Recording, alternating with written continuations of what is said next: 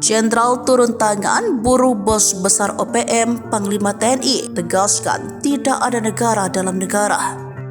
Fakta OPM alias KKB berani gertak TNI Polri mulai dari menyerang pos prajurit di Paro, meneror warga sipil, bahkan melakukan hal yang tak sepatutnya kepada guru dan nakes.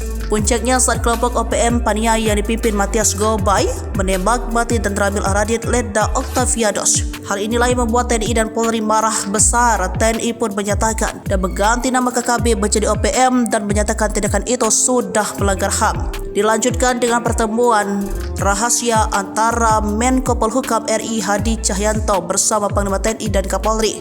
Dalam rapat rahasia di kantor Menko Polhukam itu, Panglima TNI dan Kapolri tegas menyiapkan strategi penindakan OPM, terutama 7 kelompok yang beroperasi di Puncak Jaya, Ilaga, Lani Jaya, Kabupaten Duga, Intan Jaya, Mimika, Paniai, dan Pegunungan Bintang.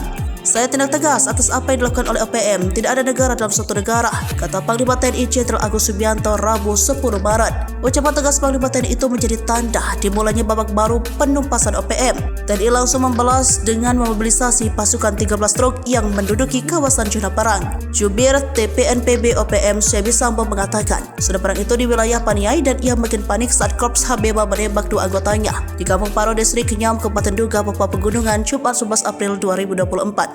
Meski tertembak, 2 anggota TPNPB berhasil melarikan diri. Lalu, Satgas Operasi Damai Kartins 2024 bersama Satgas Amole 2024 serta Satgas Nanggala menembak mati 2 anggota KKB di Mimika yang diduga Abu Bakar Kogoya dan Demianus Magai pada Kamis 4 April 2024 pukul 3 waktu Indonesia bagian Timur. Lalu dilanjutkan dengan patroli menjaga keamanan di Kabupaten Pegunungan Bintang. Provinsi Papua Pegunungan tetap aman terkendali dari gangguan OPM.